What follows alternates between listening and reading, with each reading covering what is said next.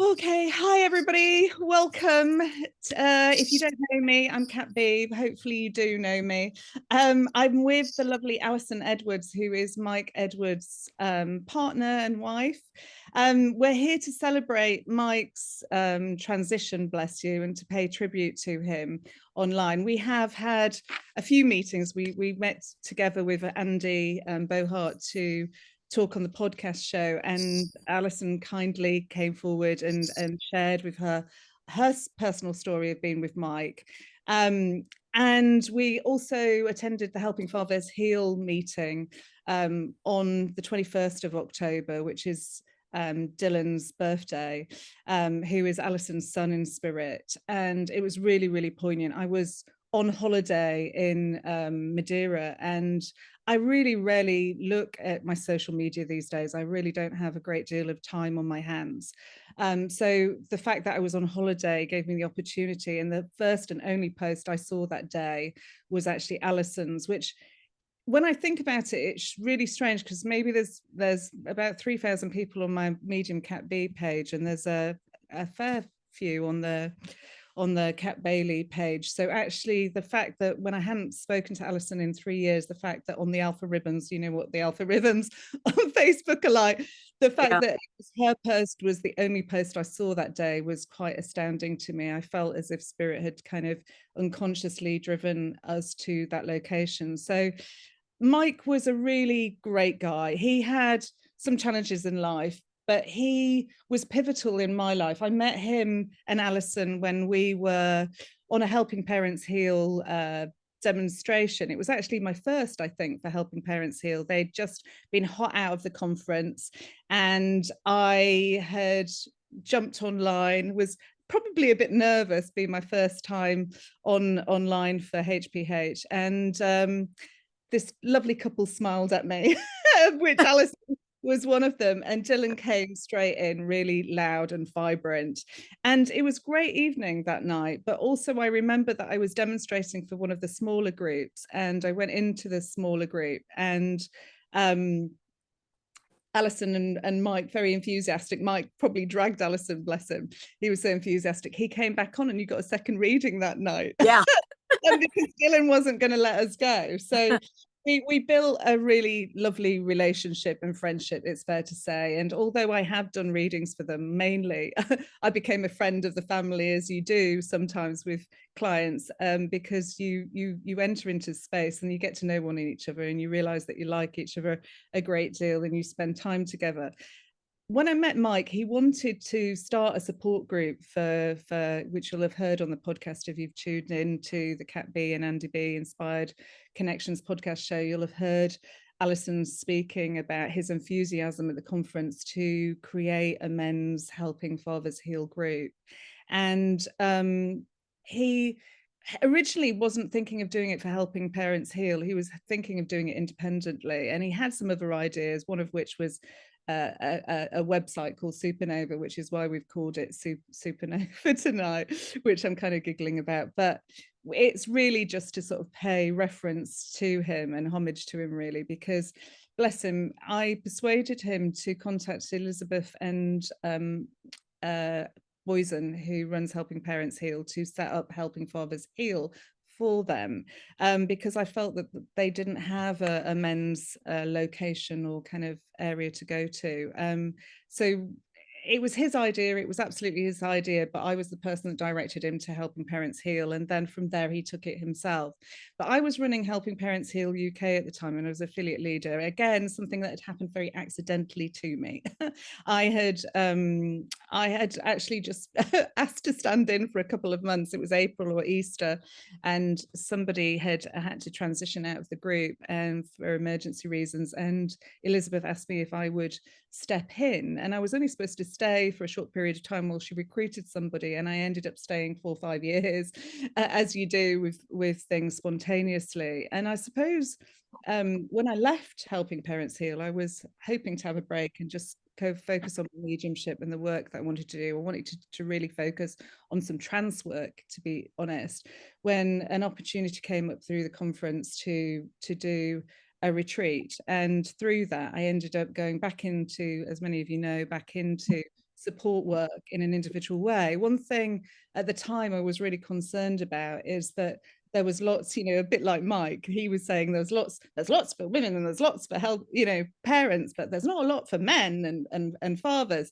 And I was kind of had a bee in my body in that actually everybody needs this information that's experiencing grief, not just the bereaved parents. We need, you know, I meet widows and siblings and people that have lost parents, and some of them are as distraught. You know, it is different. Every type of grief is different, but some people need support in different areas of their life, and some people need to celebrate the victories after a really difficult time. You know, I've had a client who I met the other day who, you know, I've known maybe 6 or 7 years, and I've gone through very difficult, challenging life situations with the loss of a son, a couple of years later, the loss of her husband, then the loss of her mother, and then actually the joy of her actually meeting somebody and getting married again, and it coming through in these readings. So we see a lot of people's lives and we see them evolve in different ways. And so I really wanted a forum where everybody could share the kind of same experience. And then from there, it's gone even further, is that actually I don't want to limit myself at all. I want to be able to create a forum where anybody can come, whatever the walk of life is. So you've got friends, you've got family that want to come, and they don't have to be in grief or grieving. They can be from any walk of life. I'd really like to challenge myself to kind of help and support as many people as possible. And so in honor of Mike, I'd like to dedicate not just tonight to him and say some words about him before we start the demonstration, and maybe ask Allyson to say a couple of lines too, but to actually once a month give a free demonstration in Mike's name called Supernova, and be able to give it to anybody, because, you know, there are some really challenging things happening in the world at the moment and lots of people need support. So this really is about the opportunity to unlimit. Mike was very pivotal in my life for a period of time. I hadn't actually seen him for 6 months prior to him transitioning. I'd helped support him go back into rehab and get himself better. He was quite a good person for championing self-care and looking after himself. And in that respect, I hope he taught me well, because I haven't been very well and I needed to take a break in order to rejuvenate. I'm doing some work to get myself fit and healthy again. And really, it was Mike that taught me that sometimes you have to step back and look after yourself. And he did that very well. And he executively put some great people like Andy and other people that run Helping Fathers Heal in place so that they could rotate and support one another, so that that situation didn't end or come to completion. If he left a legacy of anything, that was a really amazing thing. So what I loved about Mike is that he was a really ordinary guy. He had challenges, but he put his own personal sort of situations, if you will, to a side in order to help others.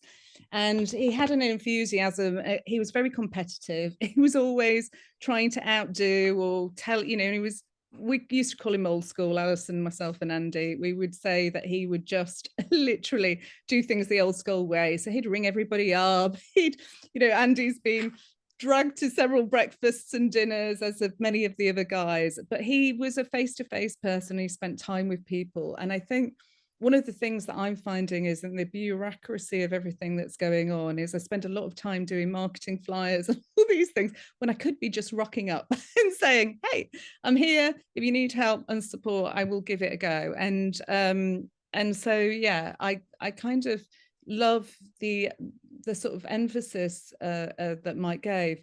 One other thing, he was a really brilliant leader. He was fantastic at sort of inspiring conversation. He was very scientific. He would research a lot of things, and then he would come with a set of questions to challenge me or to challenge spirit. And so I found him really, I don't know, I found his conversation really stimulating, because he would keep me on my toes, but he would also update me with the latest information. And so I could be quite lazy and just lap it all in and not really have to do much work. I would just listen to his latest sort of a conversation on what he'd been researching or what he'd found out, and then I would sort of give my opinions, and then I'd tune into spirit to give him theirs, which was fun. But the last time that we were physically together, I'd see him quite a lot on Zoom, but I was at the conference, and something really interesting happened when Mike was at the conference, the second conference. When we met, he came to my hotel room, and when he sat down, he started to go into a trance state. He actually started to transfigure, and he got overshadowed, what we call overshadowing on his face. But he suddenly sort of went into a little bit of a trance, and I saw this sort of Indian chief's elder, and what I wondered at the time whether it was like Crazy, I don't know what the ranch is called, like Crazy Horse or whatever the guy is there that owned the original ranch. But we were on an Indian reserve, and so I really was a bit disarmed. I was staring at him, and I was like, oh, hang on a minute, just don't move, something's happening. And he could feel it and he could sense it, but I could see it. And eventually the whole face of this Indian leader kind of transpired onto his face. And it was kind of really amazing, because what you realize when you're a trance medium like myself is that when spirit choose somebody to be, they'll go for like. So we've got this elder and this leader tuning into somebody who in life is a very good leader. And what it showed me is that spirit had a lot of faith in Mike, that they believed in his integrity and they believed in his spirit. And in that moment, I realized that he was more than just the human being that I was seeing in front of him. I knew that he was quite a powerful soul or a powerful spirit. And so I had a great deal of respect for him. I can feel spirit coming in now. There's a change in the atmosphere. And so what I'd sort of say is that sometimes we treat people at face value and we look at them in a certain way, but actually the person underneath, regardless of the challenges that we've got in life, might be greater in their spirit than we see with the physical eye. And so I'm profoundly grateful for his connection and the things that he taught me.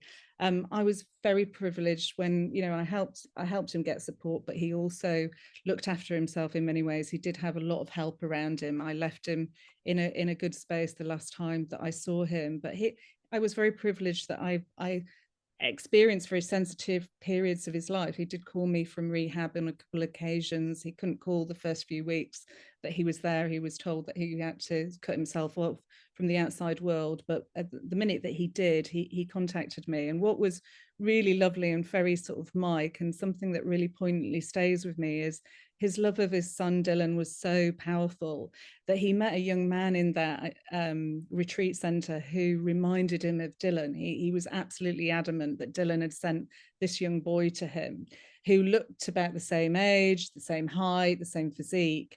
And he recognized in himself and in the experiences that he'd had with Dylan, many traits that reminded him of Dylan in this young man. And he'd set, as he always did, into fixing this person and sharing all his advice and giving him all his love and help, bless him.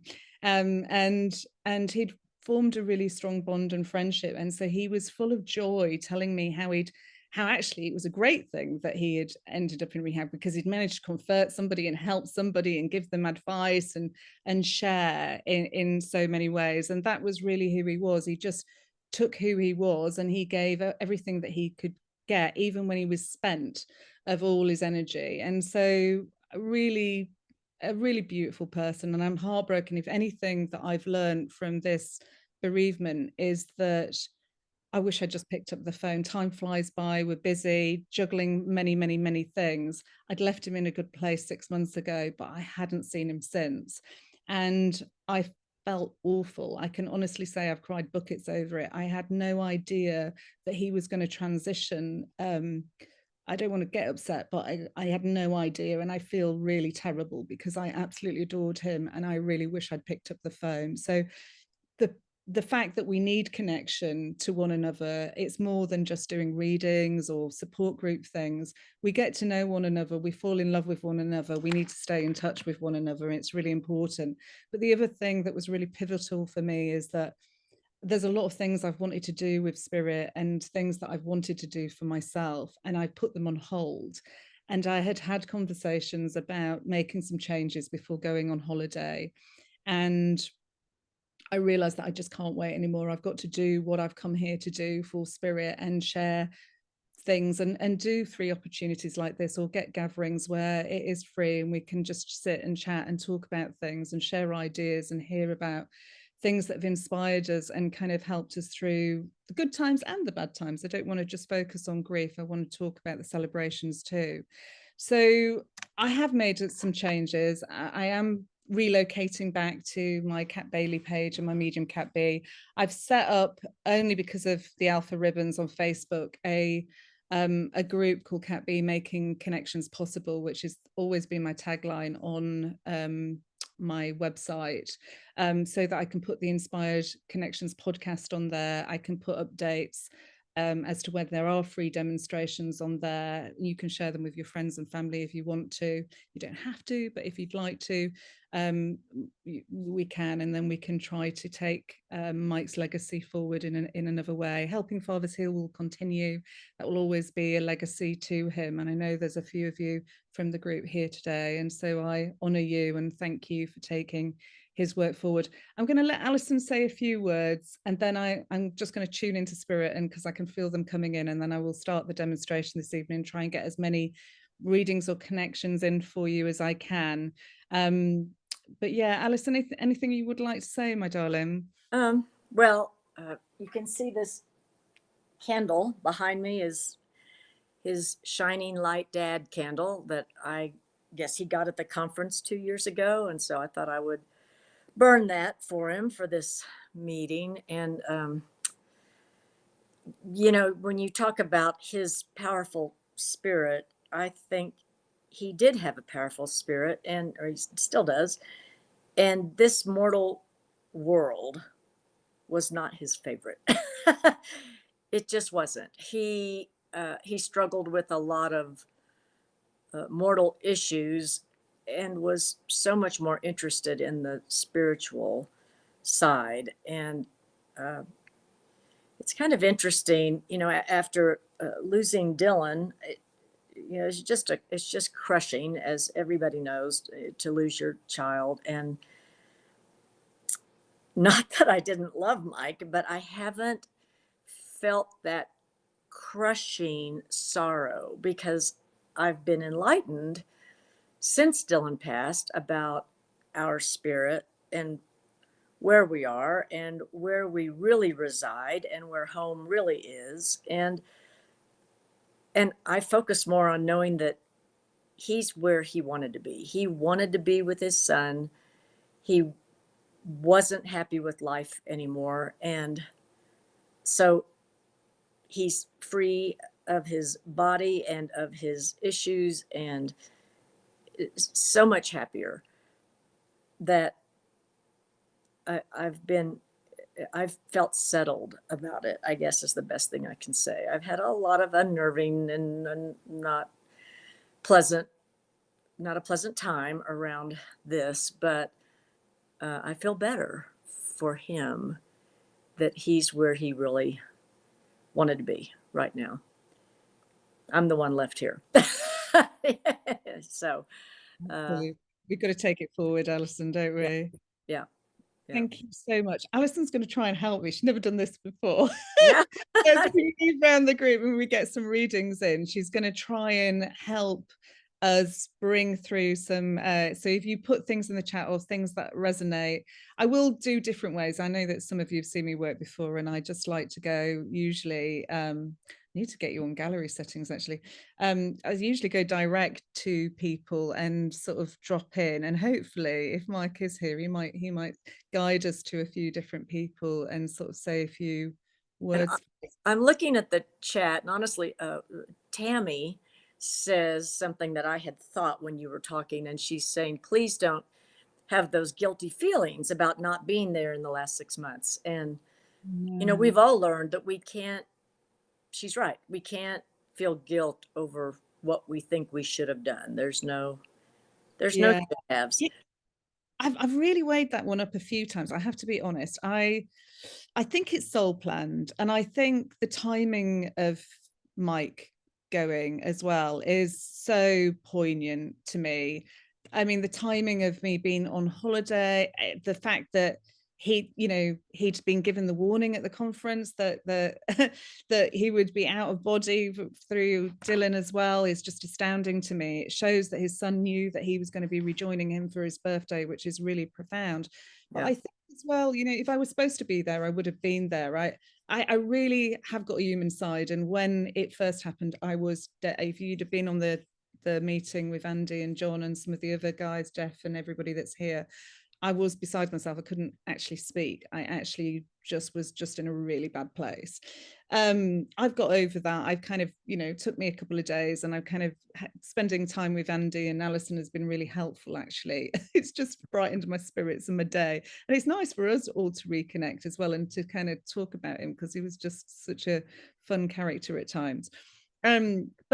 But equally, I really do believe that if I was supposed to be there, I would have been there. And anybody that's lost a child to suicide or murder, it's something that I've debated a lot with Robert Schwartz, actually, who's another dear friend who's done a lot of research into it. And I think something that Robert said to me at the very beginning when we were talking about soul planning was really poignant to me, is that some people come into your life for a particular reason, for a particular time, and then they slip away. If we were supposed to be there, we would have been there. And there was a lady, actually, she's not on the call today, that I read for the other day, and she, I ended up staying on, as sometimes I do, for an extra hour or half an hour to talk to her about some of my experiences with soul planning. Because when I first started doing this, I didn't really believe in soul planning. And actually, I had to ask Spirit, I'm not going to talk about it unless you can prove to me that there is evidence out there, and that this is real. Because, people are asking for my opinion. I don't want to give it in an unauthentic way without integrity. You have to teach me about it. And they did. And I shared with her some of the stories, and over the podcasts, maybe with Andy, I'll start to share some of the stories with you so that you can hear for them and decide yourself. I'm not asking you to judge or agree or anything. I'm just asking you to be aware that there are stories out there that are really interesting and kind of crazy sometimes as well. But I think everything is soul planned, and I think some soul contracts come to an end and some continue, and we've decided it. And on a soul level, our souls are thanking us for achieving certain things that in human life are very, very difficult. If you've lost a child or a loved one, it is really, really hard. And if you've lost them to addiction, suicide, or murder, it's even more. There's a lot of challenges out there, and the guilt of not being there to protect them or help them or support them is really real. So, but I have come to terms with it, and my human side is hurting, but my soul side knows that if any of us were supposed to be there, we would have been there. And I just have joy for the connection. I'm trying to be grateful. We've got Thanksgiving coming up. I really want to give thanks and gratitude, really, for his spirit, but also the time that I had with him is precious. But what it's made me realize is that my time with everybody is precious, and my time with my own family, my own friends, that retaining your own health is precious.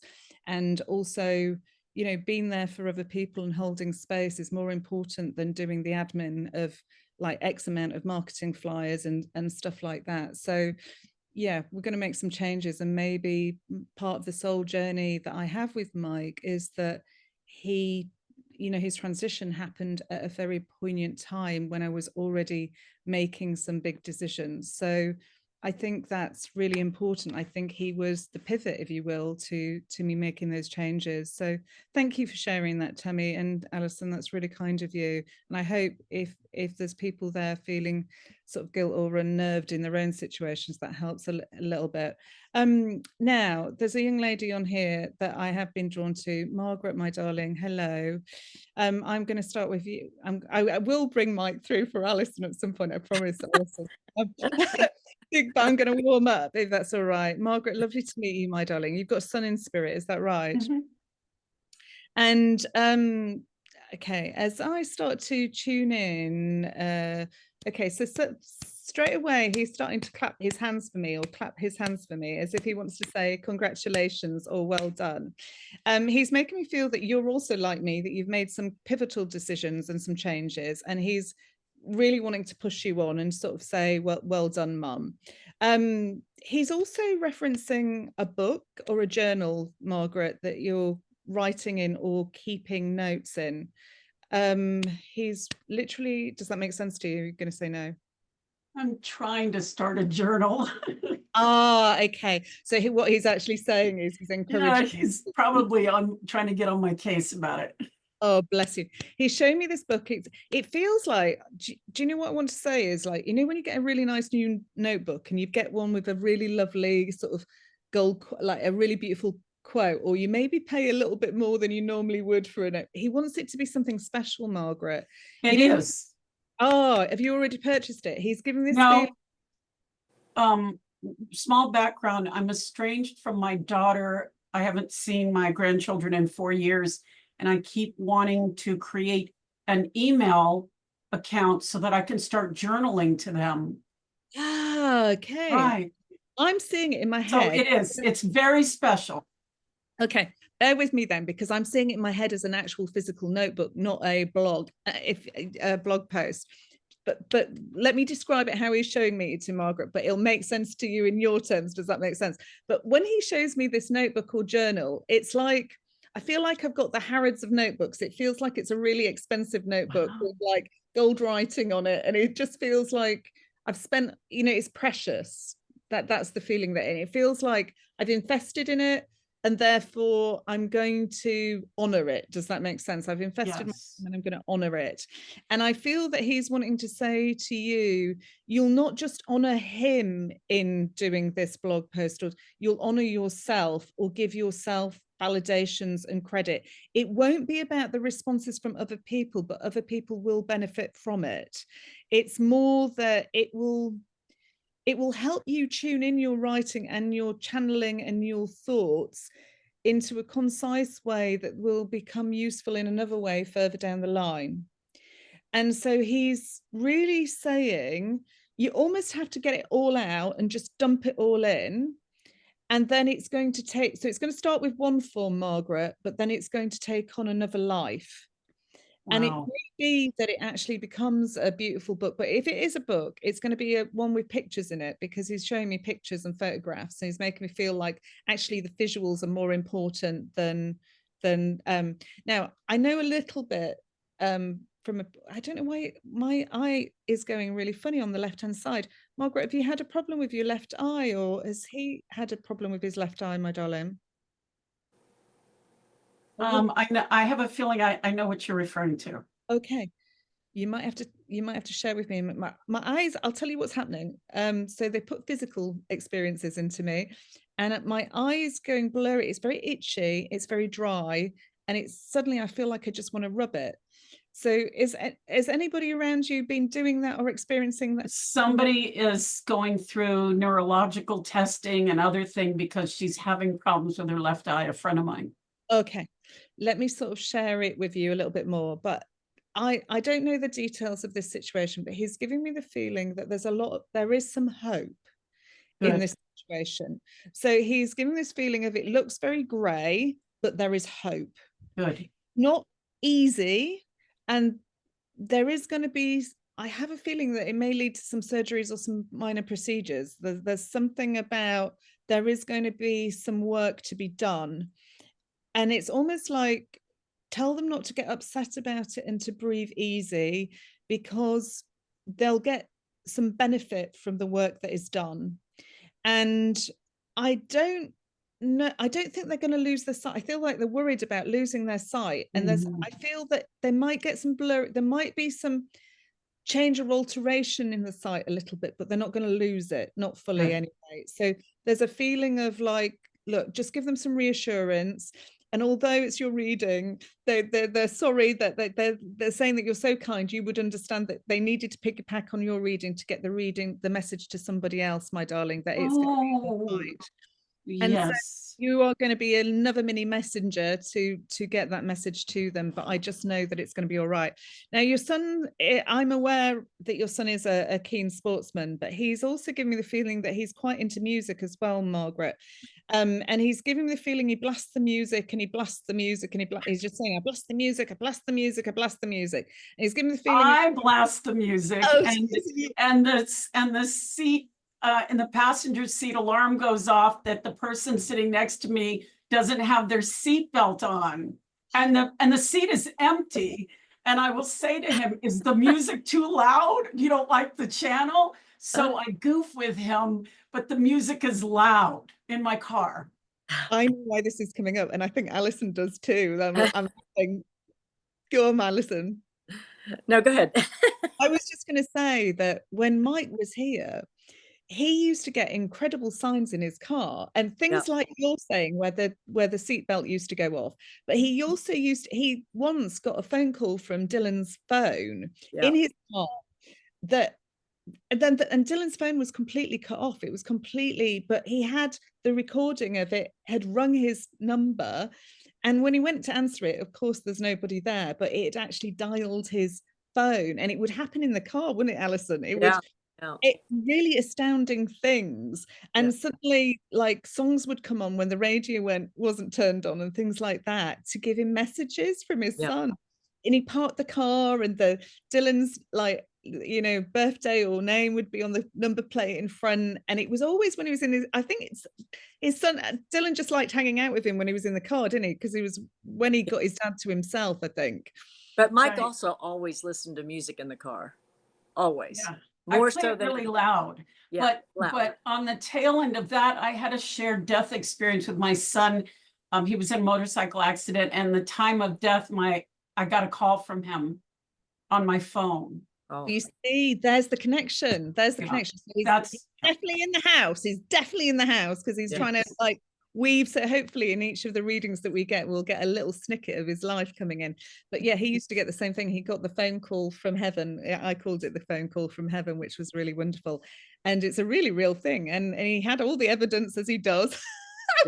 All the screenshots and the times and how this couldn't physically be. So I love that. It's extra evidence for me.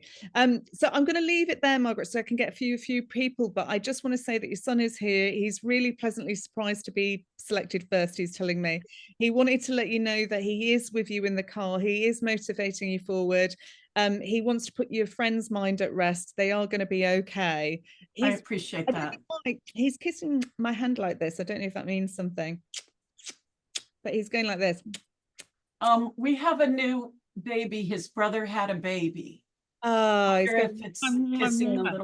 wonder if it's kissing the little baby. Go ask. When she comes here, I'm smooching her like that. Okay. He's going like this. I feel like he's wanting to say congratulations, then I'll just let you know that he's seen you, and it's giving you a little bit of happiness in your life, my darling. Lovely. Yeah, that's awesome. Thank you. Thank you for starting me off. Let's go back to gallery view. Allison's still there. Let's see. Oh, Sandra suddenly caught my eye.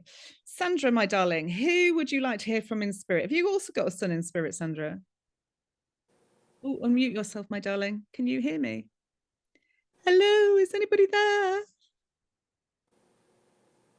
Sandra, I'm asking you to unmute. Is it letting you? Do you want a few minutes? Shall I come back? There. So I have a 36-year-old daughter, Pam. Oh, bless you. You've got a daughter, my darling, did you say? Yes. Oh, let me see if I can tune into her then.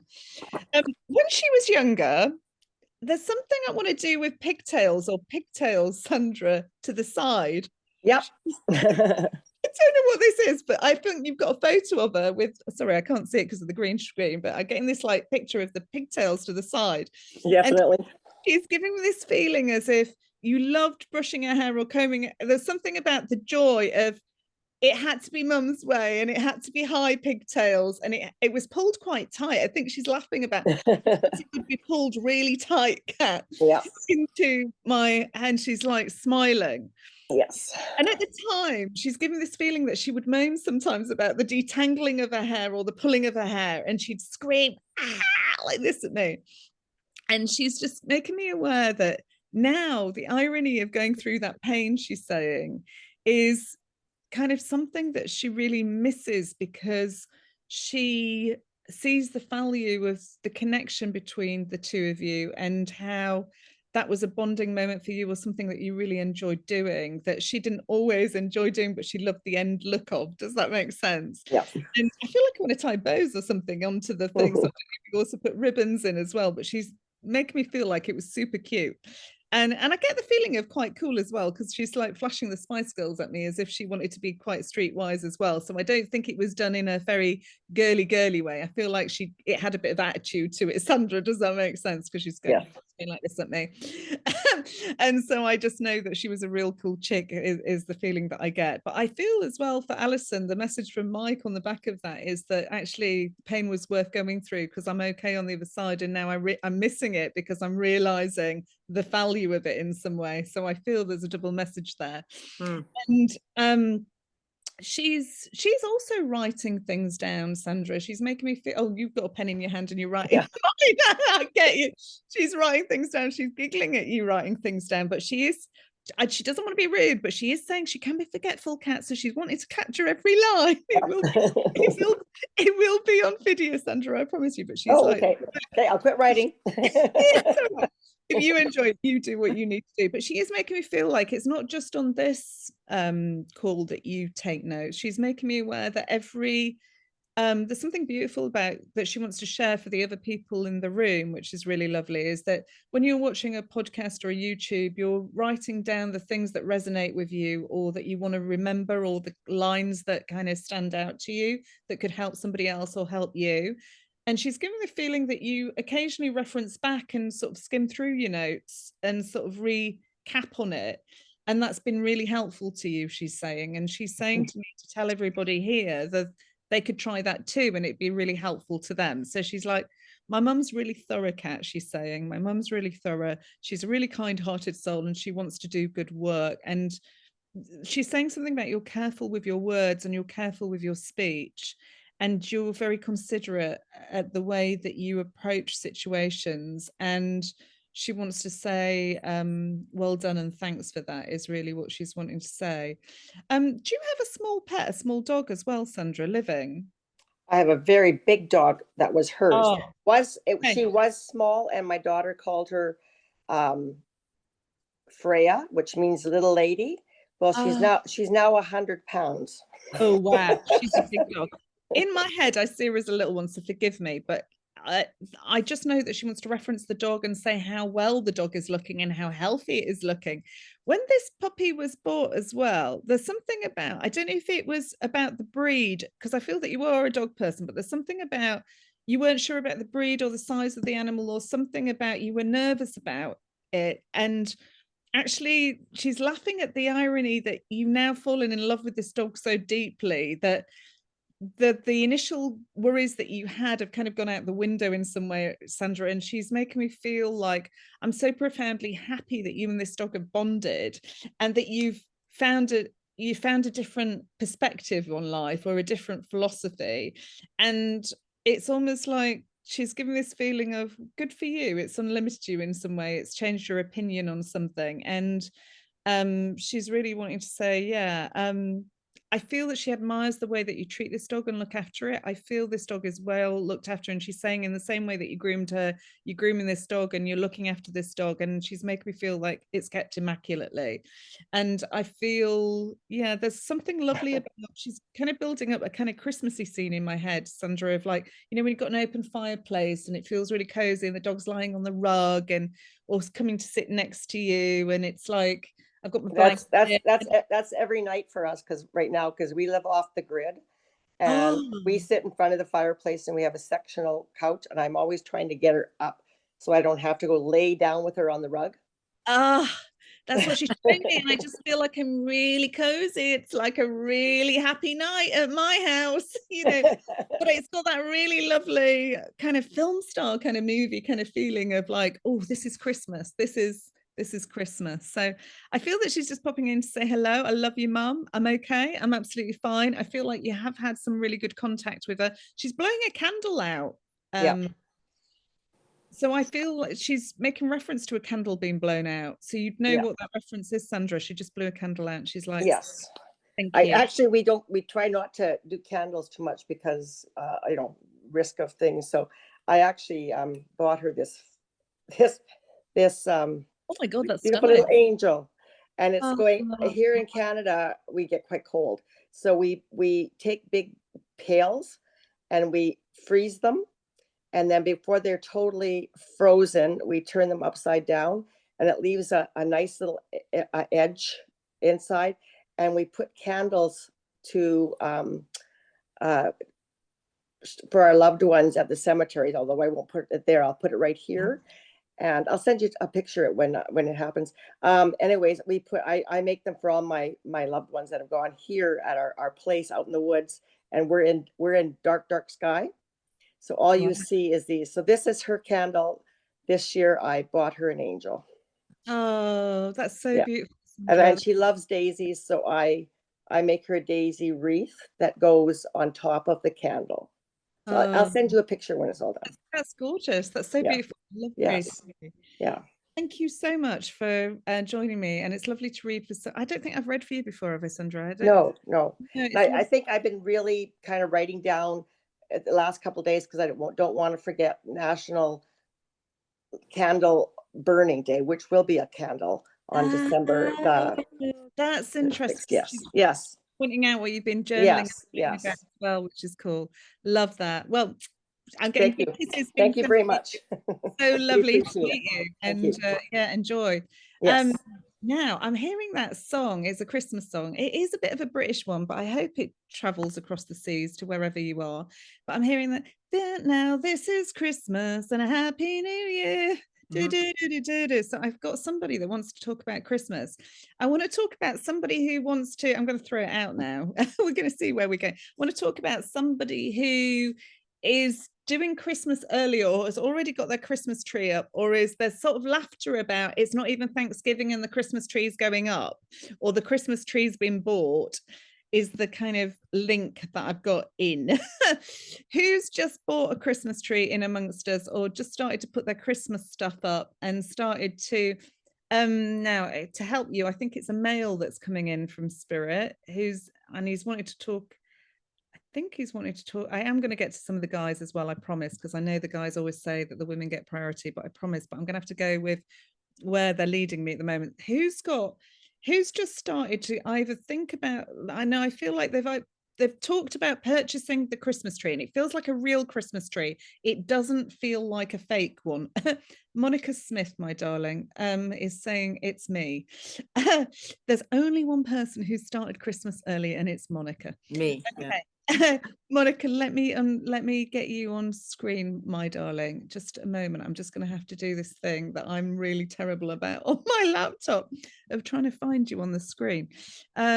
Speak to me. So you've unmuted yourself. Let me just click through. There's so many screens on this Facebook. Sorry, not Facebook, on this laptop. Hi, Kate. I don't know if it is me. Hello. I don't know if it is me, but I put a fake tree on the cemetery stone. Okay. And I was going to wait, and I thought, no, do it now. Okay. Yeah. So I've got this reference to somebody starting Christmas early. I'm seeing it as a real tree, but it is outside. So maybe it is to do with the cemetery. Let me see what I can get for you, my darling. Okay. On that, if it is you, my darling, on this cemetery, like there's more than just a tree placed. Is that right? I feel like I've got my gosh, yes. I keep going. Yeah, I've got a collection of things being placed, and he's almost forming it in a circle or a little square. It feels like there's a collection of things, and he's making me feel that each of them have got sentimental value or meaning. Yeah. It's like the precious things or the things that are placed down on my grave that mean something to you and mean something to me. Yes. And he's also referencing, I can't see the writing yet, but I can, there's something about a quote or some writing on the gravestone or the stuff. Yes. And he wants to say, love it, Mum, love it. Oh so, my God. Thank you. Like did you add later a quote or something? He's giving this feeling of there's some words, Kat, that I need to say. Yes. My ex did not put my name on the stone, and it always bothered me. He's vindictive.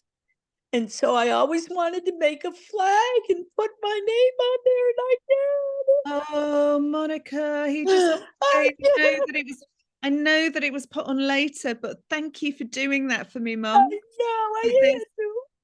He just It's wants to Smith. say, And I said, I love you, Jay. oh, bless him. He loves the words. He loves the words. Thank you. This is so meaningful. Okay, my lovely. He's just wanting me to he's going like this. Oh gosh, Kat, it feels like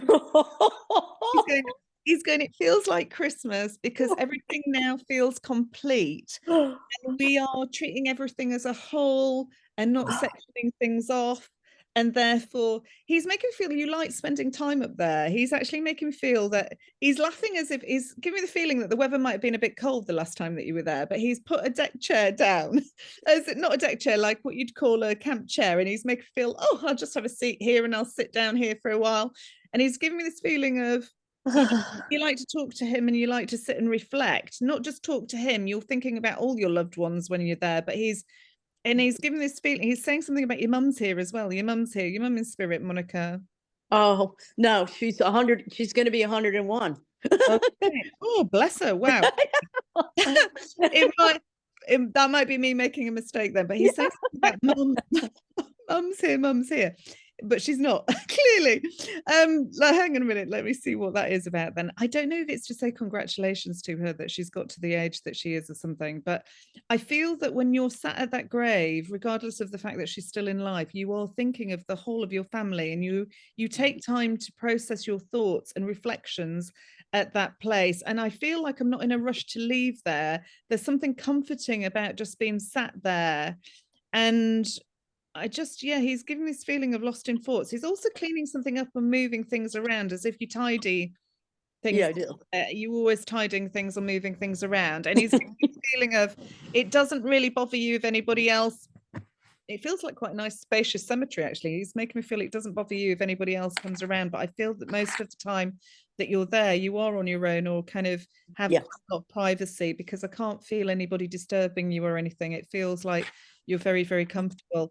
I feel that he's just popped in then just to say that he's thankful that the writing's been put on, Monica. Have you got any questions? He's absolutely okay. He's absolutely fine. That's what I'm being told. He's like, I'm good, Mum. There's something about a pair of, you call them sneakers in the States, I call them trainers, but he's talking about a pair of sneakers or trainers that you've still kept of his, and he's laughing about the odor or them smelling. I'll have to look. I'm going through his stuff, but Kate, 9 days will be 4 years that he transitioned. Wow. By suicide, and it is so hard. Can I just, hey everybody, can I just ask, keep muted in the background if that's all right? Thank you. Sorry. But you can't imagine how much your words have helped him. Thank you.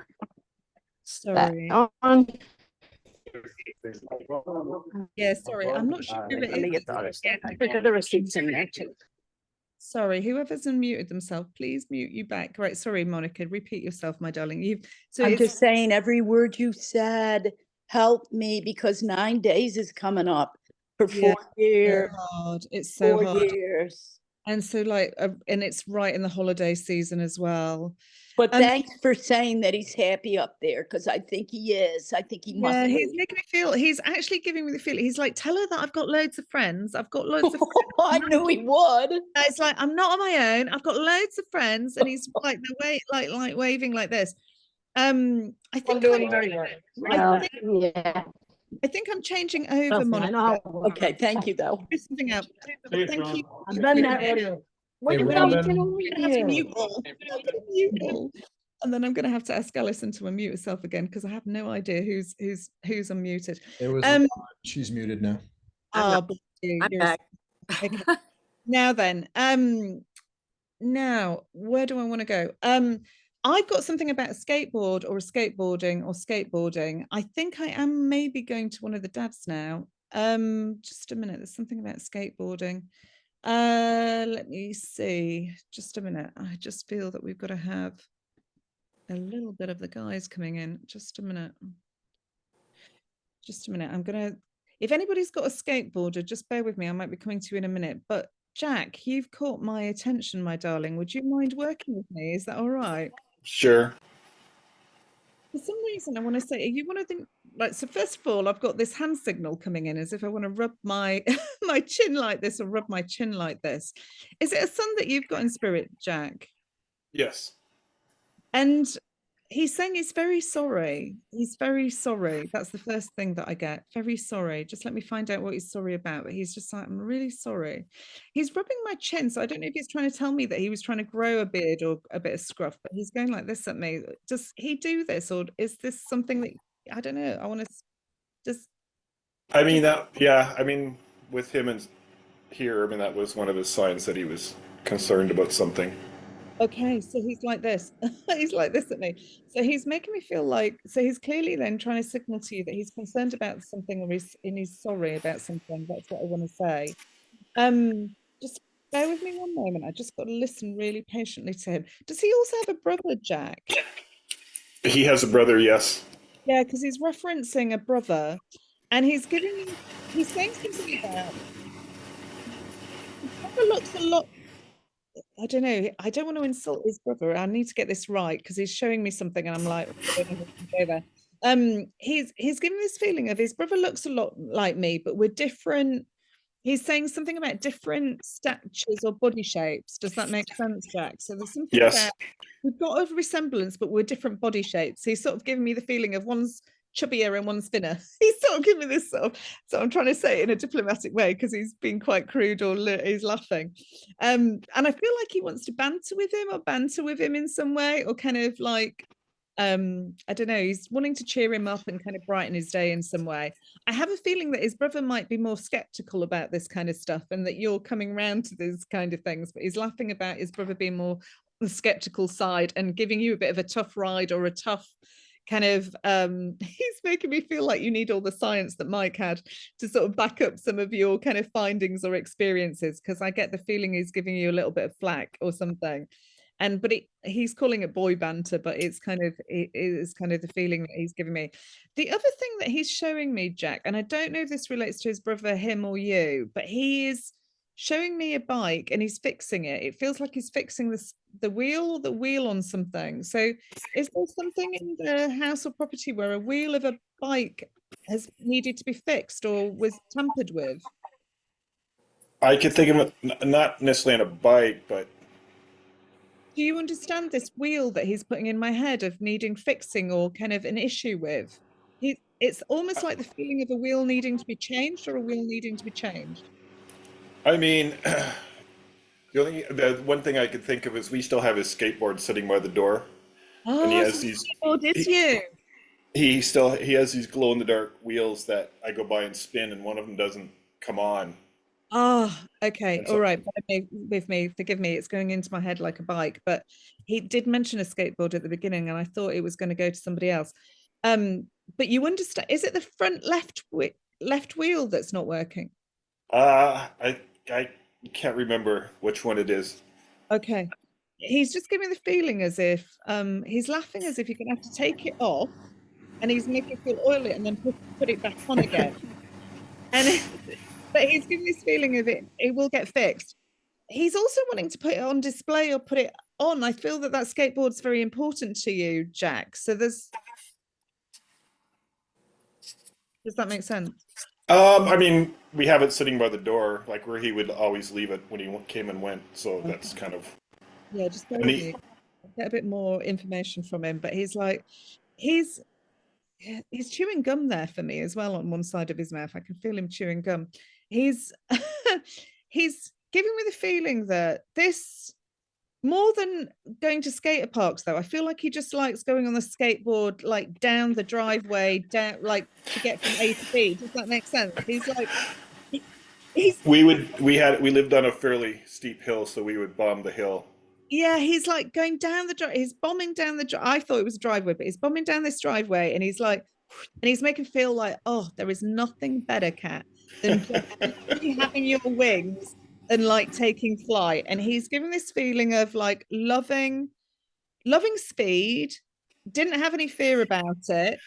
I feel like he's a race, and he's making me feel like the braver, the better, the bolder, the better.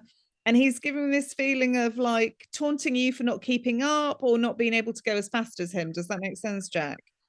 Yeah, that was. He's also wanting to he's doing this at me as well. I don't know if he wants to punch you or punch fists, but he's going like this as well.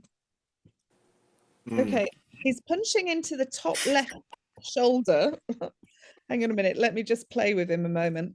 Top left shoulder. At one point, like, I feel that he wasn't accident prone, and I feel like he had good balance. In fact, I think he got away with having very few accidents on this skateboard. But who hurt their shoulder, or who had a fall and hit their shoulder? I mean, I've had a shoulder. I had a shoulder. I think that was before his time, though. But I can't think of anything that he would be. He might just be referencing that you've had it was a historic problem, and it was at the left-hand side as well, Jack. That was left-hand side, yeah. Yeah, because it's the left-hand side he's punching and tapping. Do you see that? That's kind of crazy. But he's making reference that he knows about it. I don't feel that this is re-triggered, but he's raising it for a reason, Jack. So I don't know if like when it gets colder, it's going to kind of leave a resonance, or whether it's going to happen again, or it's going to come up again. But just remember that he's referenced it. Okay. I don't have a major problem or anything like that, but I feel that he's not just bringing it up for memory's sake. I feel like he's bringing it up for a reason. Now he's showing me what you'd call a trash can in America, what I'd call a dustbin, and he's crumpling up paper and he's throwing it into the bin, as if he wants to say, put your trash in the bin, just like throw the trash out.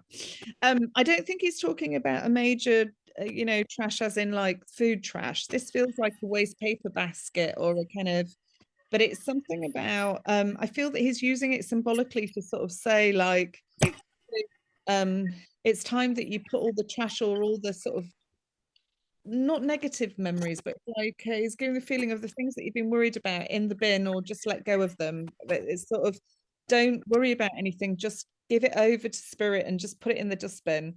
And it's a feeling of like he wants you to have more fresh air and to be able to breathe again. He's also fixing loads of things for me. Do you love fixing and fixing things, Jack? He's literally giving me this feeling of like needing to fix things, or kind of do a bit of DIY in some way. Yeah, I mean, I'm an engineer, so there's always things like that. Constantly. He's just like fixing things there for me. He's making me feel like he used to love being around you when you were doing these kind of things, and he's feeling of like just chatting and hanging around you. Does that make sense? And you're talking to him while he's just like rotating around you. That's the feeling that I get. Yeah. Did you also sometimes put a baseball hat on and wear it backwards, my darling? That might be changing. No. Okay, somebody's just come in and just put a hat on back to front. Just a minute. I might be changing over, Jack. I feel that he's come just to sort of give you some confidence that you are on the right track. He's showing me some books and he's making me feel like you've got to read some things or read up on a few things. There's something about with work where your heart's not been, it's almost like, when you've been in a job for a long time and your heart's not in it, or you're kind of feeling a little bit like my mojo's gone, or do I want to change, like there's boredom or a bit of monotony or something that he's trying to point out. He's giving this feeling as if you're thinking of making a change, but then at the same time, you know that it's really safe or kind of comfortable where you are. Does that make sense, Jack? I have multiple things going on, so that could apply to some sides of that. He's just feeling like, he's almost giving me the feeling of you're going to contemplate a few things yourself and then you're going to make some significant changes, and he's almost wanting to sort of welcome in the new and the fresh. He also seems to want to encourage you to get out and get outside as well, my darlings. So there's something about don't stay indoors, get out and get walking, get some fresh air, Dad. So it's almost like, I don't know, it's not don't sit around and mope, but he's almost like just like get out, is the feeling that I get, my darling. So I'll leave his love with you so that I can get around a few more people. But thank you for working. Thank you very much. Thank you. I hope it's helped. John Manning, my darling, you've caught my eye, my lovely. You've got a son in spirit as well. Lovely to see you, John. Yeah, good to see you.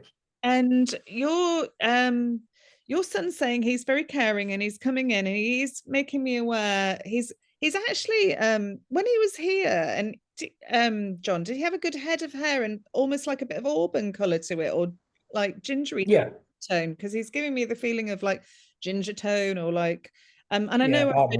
I've read for you before, and so I know that he's autistic and everything, but he's giving me the feeling as if he's really putting his mum in mind, as if he wants to sort of send some love her direction, or he's a little bit kind of concerned for her coming into the holiday season, I feel.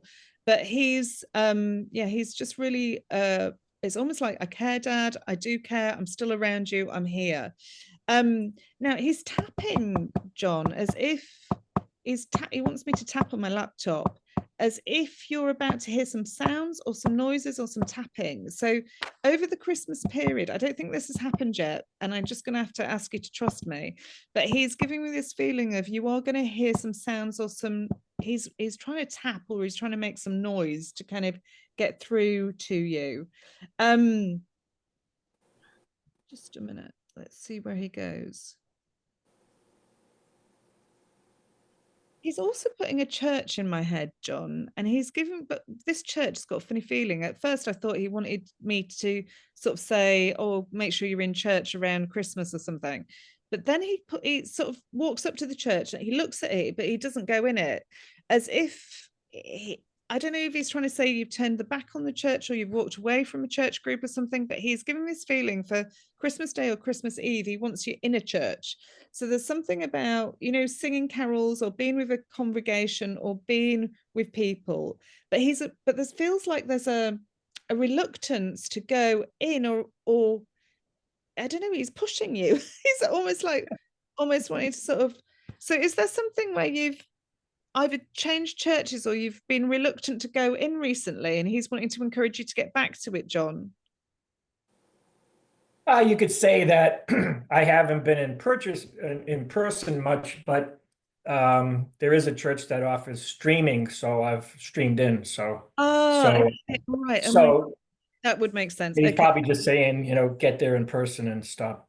Yeah, I feel that it is a physical church that he's showing me and not a virtual one. And he's giving me this feeling of get back. It's something about reconnecting with the people that are in that location as well. It's not just about the church, it's about a conversation that will happen, or it might even be with the priest or the person that's looking after that church, because it feels like I have a conversation, but it's an interesting conversation.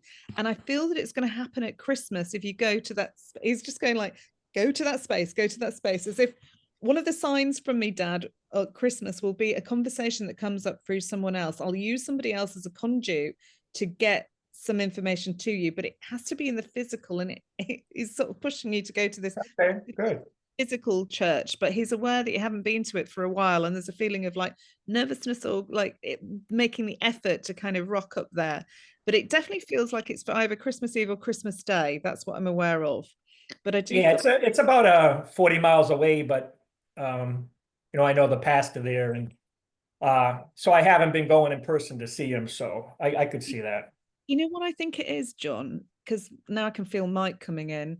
I think it's something to do with the conversation that I was having about my regret that I hadn't seen him for 6 months. And I feel like he's like, go have that conversation or go speak to him. So I'm not saying that there's going to be anything goes on, but he's giving this feeling of, look, that guy could really do, he may have held your hand in the past when you've needed it, but maybe that guy needs a little bit of hand holding himself or something. And you could be the guy by coming back that gives him that inspiration or that little bit of upliftment or kind of words of wisdom in some way. But it's about an interesting conversation with you and the pastor of that church that they're wanting to encourage over the Christmas period. But I feel that for your effort of the 40-mile drive, there will be a sign or something that happens that will be so worth it. And maybe they want a donation. Yeah, hopefully you'll come back to me and you'll tell me what it is. But he's giving this awareness of like, he's saying, I promise you, Kat, I'm not I'm like, he's like, and he's smiling. Now forgive me because it's a long time since I've seen you, John, but he's saying something about like not speaking or not speak, like, so your son-in-law non-verbal, and he's wanting you to know that he's found his voice now and he can speak up. And he's making me feel that he just wants to tell you that words come very easily to him now. And You're always in his thoughts.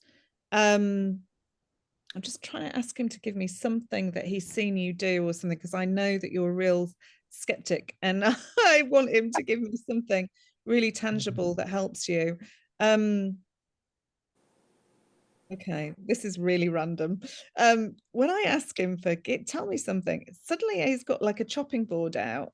It looks like an acrylic chopping board or something, as opposed to a wood one. And he's making reference to like a brand new knife or something to do with a knife. It feels like, you know, when you get those lovely like knife sets that come in the box set or something, it feels like I've got a really nice new chopping knife or something. That it's something about knives, John. So have you just purchased a brand new knife or anything? I didn't, but what's interesting is I don't watch a lot of TV, but you know, they have a lot of these competitions, you know, like cooking and things like that. But last night they actually had some show that had people competing against experts making knives. So there was Okay. I don't even know the name of it. I just came across it, but Okay. you know, they made knives, and they would give, you got 8 hours to make a knife. You're competing against an expert, and so knives were in my life. Forged in fire is what that's called. Forged in Oh, is it? Is it? You know what I'm talking about, brother, right? I've never heard of such a show. That's what I'm going to say to you, John. But that's what he's doing. He's showing me brand new knives, and he's like, and he's chopping with them, and he's cutting with them, and he's like, mighty fine knife. So I feel that what he's trying to say there, then, John, is that he's been watching TV, and he must have been sat with you during that show, and he's letting you know that he was with you, which is really, really beautiful. He. He's saying something about you'd be thrilled to get some for Christmas. There's laughter. I can feel like Mickey taking going on. Just a minute. Let's see if it gives me something. He's like smiling. He's putting the tea here. There's something about, and since he transitioned as well, John, have you updated that TV in that room to a bigger size TV? Because he's talking about the TV's changed. Right on. Last Christmas we got like a 55-inch. We had a smaller one, and my wife had been bugging me to do that. And I didn't really see the value in it, but we did. We did. It's a huge TV, so that's there you go. Because he's like, on. yeah, because I just know that you're of that mind. So I'll leave his love with you, but he is with you, my darling. But it's just like he really wanted to help me get a little bit of factual evidence to prove to a skeptic that he is with you and he's there. But he's seen it, my darling. He's seen the changes. So lovely to see you, John. And Thank you. Thank you Appreciate it. Thank you for working with me. I know we're over time, but I'm going to keep going for a little while. And if you want, he's watching TV with them. I think that's fabulous. it's so cool, isn't it? Yeah. It's so cool. It's That's so great. cool. Thank you. You're so welcome, John. I feel drawn to Jeffrey Robinson, my darling. You've got a daughter in spirit, Jeff. Yeah, hello. How are you doing? You're going to have to mute yourself so I can hear you. Hi. Yes. How are you doing? Ashley. Right. Good. How are you? Good to see you. Good to see Now, you. there's something about an RV or something about preparing an RV or some kind of mobile home or some. She's doing this at me as well. I don't know what this is about. Yeah, we have a motorhome. She's given this feeling of that she's folding this hand, and she's given this feeling it's time to get it on the road, but she's complaining about this she's complaining about this mobile home in some way.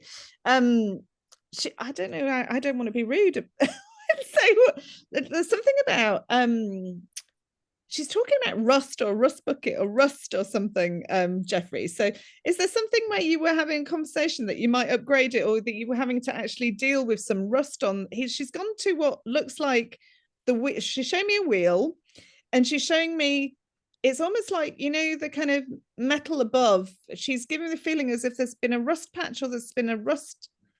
I don't know, you know, when you've got metal and it rusts, and she's rubbing it and repainting it, or kind of putting some kind of I don't know, industrial agent on it to like. There was some issues in the back by the tire that I was scraping the rust off and repainting. That's what she's doing. She's scraping the rust off, and then she's putting a filler on it, and then she's painting over. Oh, See, she's been with you, my darling. She's been with Yeah. you. She's But saying that my dad's very good, Kat. She's saying that you're very gifted at, she's saying the make, do and mend attitude, kind of get this done. But she's making me feel like you notice things, it bugs you for a while, you might leave it a little while, and then you get round to it. There's a joy in kind of correcting it or something. And she's smiling at mum as well, because there's a feeling of mum coming out with a drink or kind of checking that you're all right, and just leaving him to it, and then just popping out. telling me not to do something I shouldn't be Yeah, doing. just kind of pop in to sort of like check that you're all right. And she's laughing as if mum's not gonna help out in that respect. She's just gonna get him a drink and a reference, and she's gonna put her in her own home and do bits in the house, and that's what she's saying. The last time we talked, she came through and said, my dad has to fix the seats. They're rocking. And I tried to do it and I couldn't do it. Oh, we were planning to take a motorhome trip in February. Okay. And don't tell me anything about it, Jeff, because she might tell me. She might tell me. But she's giving this feeling of like, but what she is saying is that you love that mobile. There's something about, even though it's old and you've been repairing it, you do love it. Does that make sense? And she's giving this feeling of it has given you newfound freedom. And she is making me feel like if it broke down or anything like that, you would know what to do and you'd be able to manage it, is the feeling that she gives me. So there's a feeling of like, I don't know, she just loves your resilience and the fact that you can kind of just keep repairing things and it'll be fine. That's what I'm aware of. I don't know what this is. She's coming to mum. I don't know if it's a memory or whether it's a current thing. So I'm just trying to figure it out. So I'm going to say what she's showing me, and then hopefully things will just make sense. I feel like I've gone to a sink. I feel like I am putting some clothing or like something material, I don't know if it's like bed linen or whether it's clothing, into a sink. I can just feel this cloth being washed or soaked or trying to get a stain out or something of something, my darling. And it's a feeling of like, again, it's a feeling of perseverance. It's a feeling of like, oh gosh, I don't know, it's the feeling of like, not putting it in the washing machine, hand scrubbing something and cleaning it and getting the dirt out, and that kind of satisfaction of like, yes, I've got it. I've got it out, and like laughing. But then she's laughing as she lifts it out of the waste thing. I can feel like water dripping on the side, or water like, and she's like just putting it onto the side and she's smiling. And she's giving me the feeling of like, sometimes we just got to get the dirt out of things. We've got to get it's almost like she's making me aware that this sort of satisfaction in simple sort of tasks done very, very well. And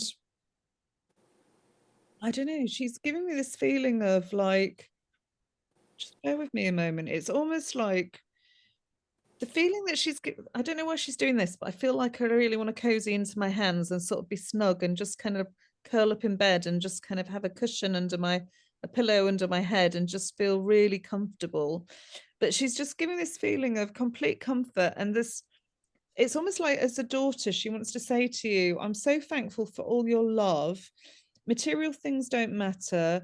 I've always had everything that I needed, and I always had that love, and I always felt cared for, and it's almost like I just want to say that I'm profoundly happy that I chose you as my parents. The next thing that she does, Mum, she takes some kind of rug from the floor and she moves it as if she wants to say like sometimes it feels when I'm over here that the rug's been pulled out from under you, and she grabs symbolically a rug and she tugs it for me. And she gives me, but there's something about, I feel like I'm in this house where maybe some of the furniture and decor hasn't really changed for a long time, but again, it's this feeling of you just keep it really clean and well, and you sort of refresh it by maybe moving some of the furniture around or replacing things in different locations. And she's making me feel like you always make it special, Mum. You always make it look lovely, as if it looks brand new.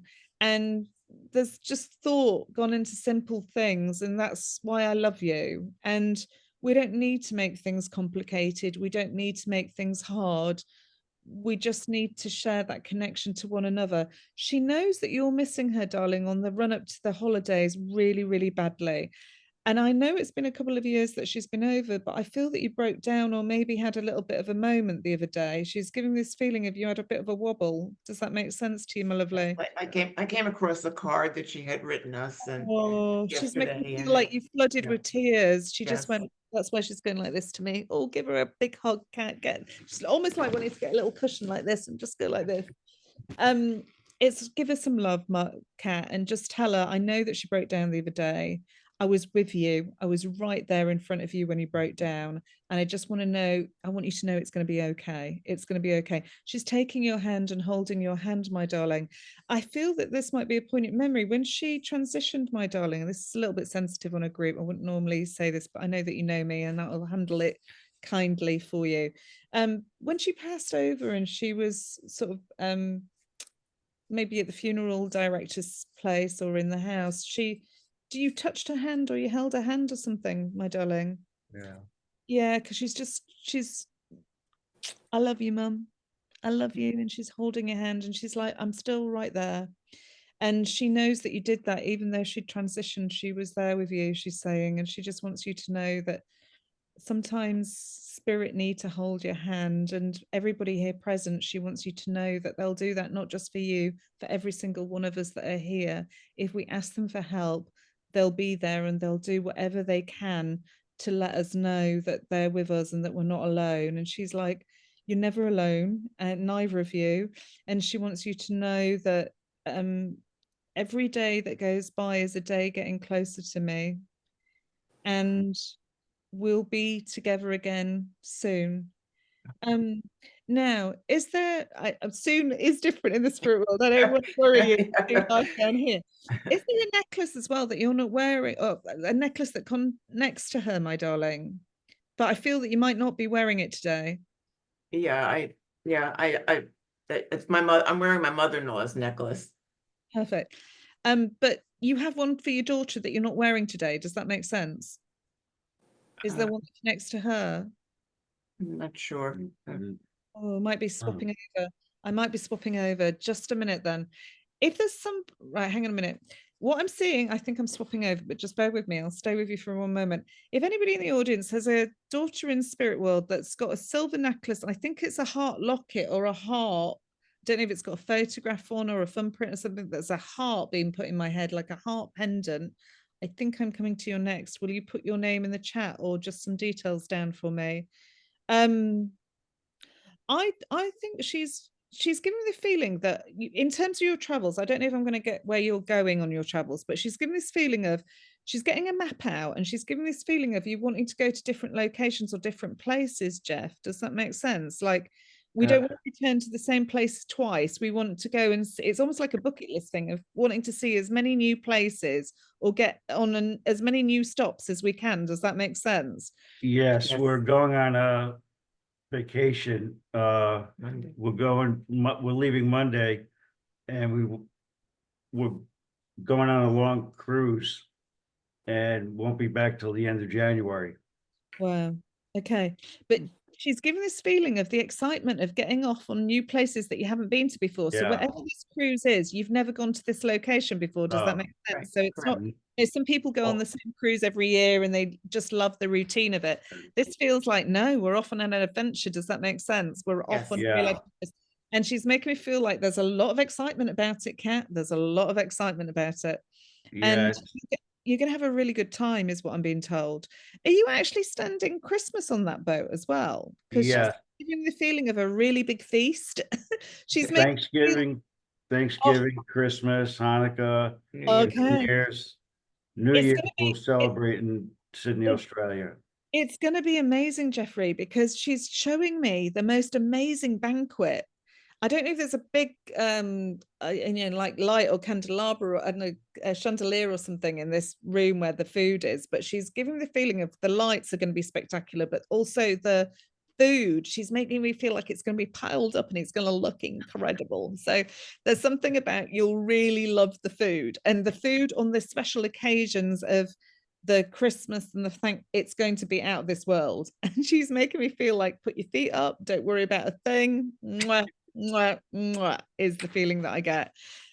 One thing she is warning, and I think it's for Jeff, not Mum, is something, she's saying something about don't slip on the deck or don't slip on the deck. And you're not going to hurt yourself, by the way. I'm just like, but there's something about you might have to grab the side or you might lose your balance. There's something, she's showing me a really shiny floor and it looks like it's a wooden floor. So I don't know if it's outside or inside, but she's showing me this wooden floor. It's shiny. And she's saying something about be careful about don't slip on this shiny floor or this shiny floor. You're not going to hurt yourself. You're not going to go over, head over. It just feels like a skid or and I'm going to have to grab hold of one of you or the side of a railing or something. But she's like giggling as if she already knows it's going to happen. But it's not anything major. It's just a real, but it'll be something that where you burst out laughing and you think, oh my God, she already saw that we were going to do this or something. But so just watch where that happens. But she's laughing. The other thing she's putting up is loads of balloons. She's showing me like a massive bunch of balloons. We had a big balloon release for her recent birthday in October. And we had to do it twice because the first set of balloons got caught in the trees. So we did it the second time. Show me this huge, absolute massive, like she's thank you for the balloons. Thank you for the balloons. I don't think this is the color of what the balloons were, but for some reason she's putting blue balloons in my head. Does that mean something? Yeah, we have blue. Blue. Blue. Okay, she's like suddenly she's flashing blue at me and she's like smiling and just going, love you, love you, love you. So yeah, lovely. I'll do one more and then we will depart. Thank you. Thank you so much. It's lovely to see you, Jeff. Jan and April Moat both have heart-shaped silver necklaces that they wear. Ah, okay. So that's what you saw coming in. Yeah. So is that Wyoming then? Let me just April, hello, my darling. And is it Jan as well? Sorry, is Jan. Yeah. Jan, let me just Jan. Here we go. Well, you're the finale tonight, girls. And are you related as well? You've both got the same surname. Are you both related, my darling? Yeah, Janet's my mom. Ah, lovely to meet you, Mom. Lovely to meet you. Now then, and you got daughter in spirit? Is that who you're wanting to hear from, my darling? Is that the connection to the? Yeah. Let's see what. I'm Jan. Hi. Hi, Jan. Lovely to meet you. Let's see if we can. Let's see what happens here then. So we've got the silver connections with the heart on this heart necklace as well. Is there a little bit of engraving or something engraved on it as well? Because I feel like, or etched or something, because she's giving this feeling as if there's a texture to the metal in my mind. Does that mean something? There's on the picture part of her photo on the necklace, there's a saying that says, what does it say? Forever in my heart or something like that. Okay, all right. That's not what I'm feeling. Hang on a minute. I think that's relevant because it might be that she's wanting to get that message to everybody in the audience. But on the edge or the frame of that necklace, is there something where it's not smooth or it's kind of slightly grainy or kind of etched in some way? Yes, there's the letter M with some like brushed white on it. Perfect, because she's just making reference that she likes that detail or that important. She's just referencing that detail being important. Okay, so it might be the M. I understand why she's trying to put the M in. That's making me smile. Okay, so yes, so M for Michael, isn't it? Clearly, my Edwards is trying to point out that she's got a heart necklace that's got his initial on as well as her own. Okay, and let's see where else. Okay. Right, the next thing that happens is the spirit world put their hand in the pocket and they're pulling out, it feels like a tissue or a pocket that's got stuffed with tissues or something about tissues stuffed in a pocket. It feels like, you know, when you like pick up some serviettes or like, I don't know, even just like paper napkins or something, she's stuffing like tissue into a pocket and pulling it out and laughing about as how much tissue somebody's got in a pocket. Does that mean something? I don't know if she's like how much you've been crying or something, but it's something, it feels like it doesn't feel like tears. It feels like it's something funny. It feels like she's laughing about like a pocket that's full of tissues or a pocket that's full of serviettes. Does that mean something, April, Jan? Yeah, I had a pocket full of Kleenexes one day because my nose was running like crazy and I was crying about it. I was crying a lot about a puppy I just lost. Oh, I'm so sorry, my darling. But she's And I always have tissues everybody pokes fun at me because I've got tissues all the time. I'm in my bed, on the floor. I've got to pick up by my chair in the living room. So that might be it. They're always on me about my bless her. They're laughing about all these tissues and the family theme there of having them in the pockets. But I think it's with you, April, in terms of the losing the puppy, my darling, because I know that Brittany's here for her mum as well and wanting to let her know that she's got her dog in spirit. But I can feel that this young lady's wanting to let you know that she's got your puppy in spirit as well and that everything's okay. So I think there's a double link going on for Suzanne as well. And let me see what she says. Did you keep the collar of that dog as well, April? Because suddenly I've like got a collar going around as if you've kept the collar or kept the collar. Well, his owners have it. He was my best friend, and he was also good friends with my sister. And his Okay. owners have the blue collar. Okay, because she's talking about the collar's being kept, or I know the collar's being kept. Will you let her know that her dog's fine and that she's got him? Because there's a feeling of it's just like wanting to let you know that he's okay. Yeah. Now she's gone to what feels like the top of an oven stove for me. Randomly. She's cleaning or it feels like an electric surface as opposed to a gas surface, and it's somebody's scrubbing it or cleaning it or scrubbing it, and she's trying to make, it's like, you know, when you've got like a stain or something and you just can't get it off.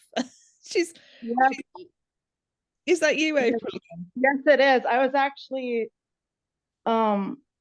I was frying up some eggs today, and I just was trying to clean out the electric stove top.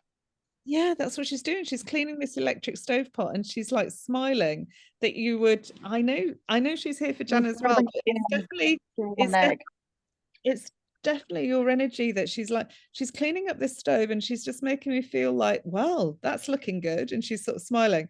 She's laughing as well. There's some kind of Mickey take, April, where, and forgive me, I'm just the messenger, don't shoot me, but it's like where she's laughing as if you're not the cleanest person in the world, but you'll have moments.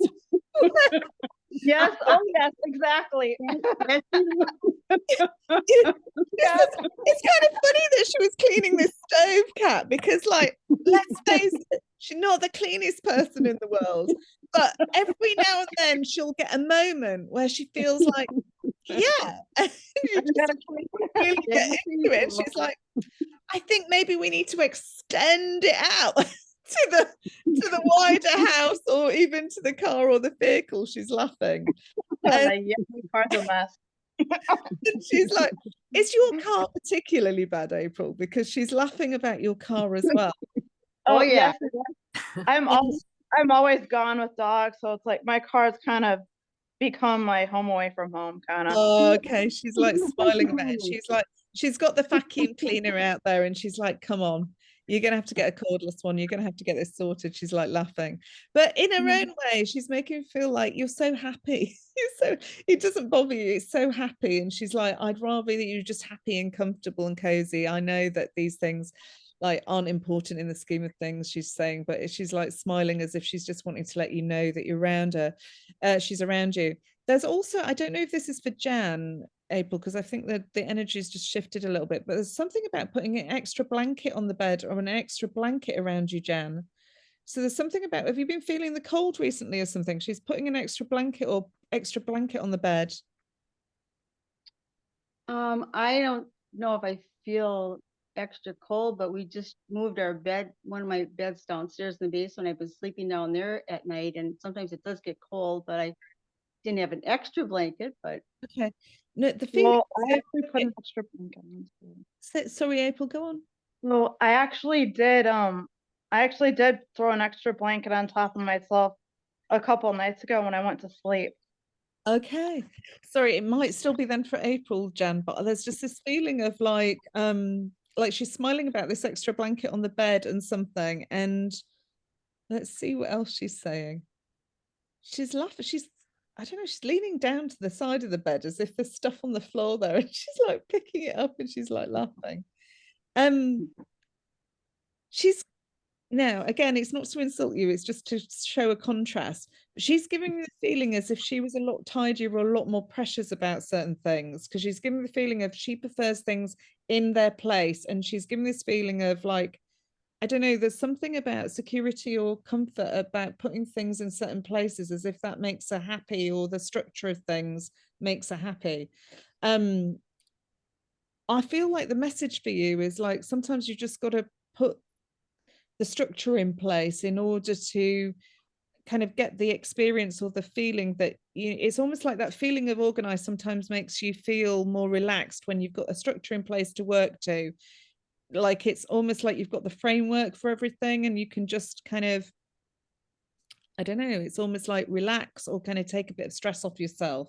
So there's something where she's wanting to say, look, you don't have to suffer from anxiety or kind of stress as much if you just give yourself a little bit of time to prepare and get a structure or plan in place that you can just work to.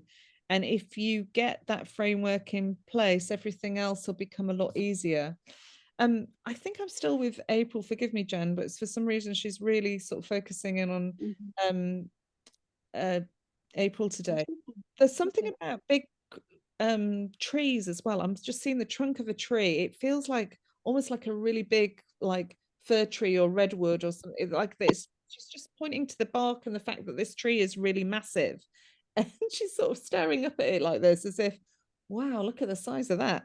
But it doesn't feel like I want to do anything to the tree or decorate or anything, but there's something about, it's not hippie. I don't feel like she wants you to hug it or anything, but there's something about a really tall tree and just loving being in the presence of this tree or underneath it or standing underneath it or just looking up at it, something, April. So is there a tree in a garden or a walk that you go on that you just are in awe of? And it sounds really weird thing to say, but like in an awe of a tree or something. Well, ironically, I'm currently dog sitting, and this particular tree is in the front yard where this dog's tie-out is on. It's Right. huge and super, super, super tall, and it's got these incredible leaves in the fall before they fall off. Okay, because she's just making me feel like, wow, love that tree. Like, love that tree. And it's almost like, again, I think it's just her witnessing or showing you that even when you've moved house or where you are, she's with you today, and she's letting you know that she's been around you, and she's spreading little sparkle dust and kind of fairy dust around to let you know that she's okay. So what a lovely way to end. I just feel like that little sort of lovely fairy dust being landed on me. So it's been lovely to work with everybody. I'm going to offer free demonstrations once a month. As I said, I might alter time zones for different locations at times. I will post them on my page. I have set up a page just because of the alpha rhythms on Facebook. It's just Cat B making connections possible. It is really just to advertise really the demonstrations, because I know that with the alpha rhythms you can't really see some things on the page because of the way that it works. It's just so annoying. But anyway, it's been lovely to pay tribute to Mike. It's lovely to see as well. I hope there's I will read, Allyson, stay on because I'll read for you when everybody else has gone off. No. I can see that he's linked in certain things to kind of let his presence be known. But thank you so much for joining us and being here. And I just really send my love out to everybody. I'm not going anywhere. I'm going to be on my page. I'm still here. I'm still going to do the work that I've always been doing. And I just really want to honor and pay respects to Mike and for all the guys that came along as well from his group. Thank you. I noticed he led you to a lot of fathers tonight. Yeah, a lot. Yeah.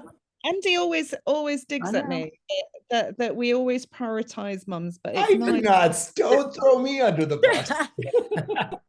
But there was John and there was Jeffrey and there was I forgot. Yeah, that's great. Amazing. Jack. They're all J's. Jack and Jeffrey. Yeah. Yeah, I need to pin you back up, Allyson. I can't. Do you know that's the funny thing that's been on my laptop instead of my main PC? The reason I'm not on my main PC tonight is that it's very close to the neighbor's house, and so when I'm really loud when I do get going, and so like they've been telling me that they can hear me through the wall sometimes. So I'm like, oh, I live in an old Victorian house, which is lovely, beautiful, and big, but it's clearly got a little bit of a sound sort of issue. Allyson, we should maybe leave with the final words from you. Let me pin you back up, my lovely. How did you find it? Any kind of poignant things that kind of stood out for you, or that you thought, oh yeah, that was definitely him coming through? No, well, just the fact that suddenly you shifted and you were directed to a lot of fathers, so I feel like Mike was there saying, okay, here, you need to get these guys. Give them equal time. Yeah. Oh, brilliant, brilliant. Love it. I love it, love it, love it. Well, thank you so much for being here, everybody. I'm going to let you go. It's late here in the UK. I'm going to stay on with Allyson and bring Dylan and Mike forward for her so that we can have a little chat. Because he dived in on our little podcast briefly at the end, but we didn't really have a kind of thorough chat to him. We just got the recognition that he was there, and he told us a little bit about his passing and everything. So that's kind of cool. Have a great Thanksgiving and gratitude. $50 worth in, and then you'll get to 15. Oh, have a great Thanksgiving and have a really nice, if I don't see you before Christmas, hopefully some of you I will put a December den in. And I'm on Helping Parents Hill on the 5th of December, I think, as well. So have a really nice Christmas, and I'll see you again soon. Take care. Thank you. Yeah, appreciate Thank it. you. Everyone. Thank you, Kat. Bye. Good night, Bye. everyone. Bye, John. Bye, guys. See you. Bye. Let's see. Let me just. There we go. Get some people off. Sorry, I'll stay put for me. I'll stop the recording. There we go.